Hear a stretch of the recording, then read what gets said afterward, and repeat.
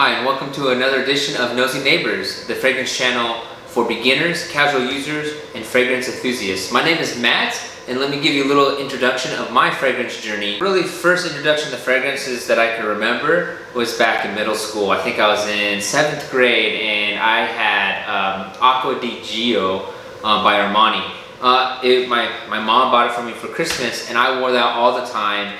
And probably my favorite thing about it is I got a lot of compliments, especially from a lot of the girls at the time that I liked. And so that's kind of my first introduction to fragrances, and I wore that all the time.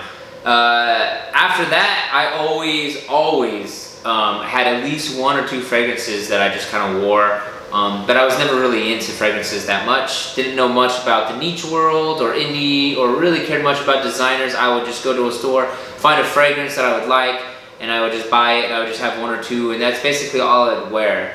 And then I think it was in about 2014 or 2015, Sean, the creator of this channel, came to my house during the holidays, during the Christmas holidays, because he frequently spent it with me and my family, and he knew I was a really big fan of Bill Maher, and the one thing he said is, I'm going to give you a fragrance that people like Bill Maher wear. This is the fragrance that Bill Maher wears. And the fragrance that he pulled out, of course, which he talked about in his introduction, is Aventus. So this was really my first smell or sniff of a niche fragrance, and of course, like everybody else around that time when this fragrance came out, it was love at first sniff. It was pretty incredible.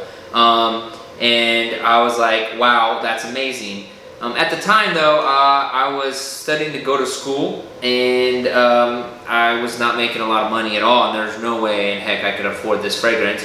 So I ended up getting Insurrection Pure 2, which is kind of a clone of this, and that's what I wore for a while.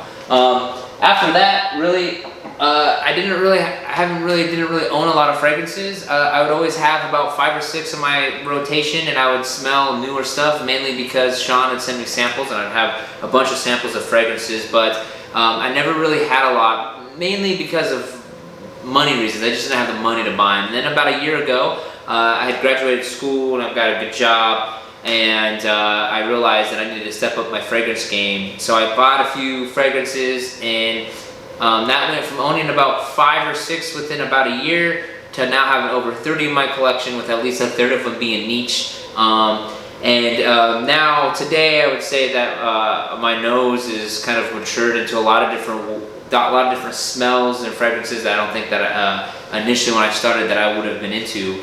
Some of my favorites today would be Royal Oud by Creed. That's probably one of my all-time favorite scents. Another one that's kind of divisive within the fragrance community, it's like a love or hate fragrance, is Italian Leather by Memo. I was introduced to that, I think the same year or maybe the next year when Sean came to visit. He had a sample, and that was love at first sniff, and I'm happy to have that in my collection now.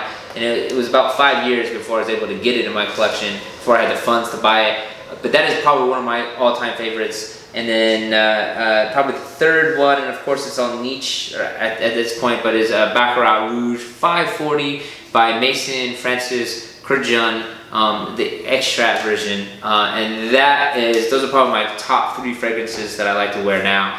And now it's kind of funny, because I went from selling in a few fragrances and kind of being into it to going full blown. I kind of don't really know what happens. I think I just kind of bought my first niche fragrance, and it went from being kind of a casual user to a complete frag head after that. And so now I'm kind of in a process of collecting certain lines that I'm really interested in, like the Memo Paris leather line, the 1861 Zherzhoff line, which I will have by the end of fall, and just collecting fragrances that I like. So we'll kind of see where this leads me. I don't see me slowing down anytime soon. That's basically it. Just short and sweet.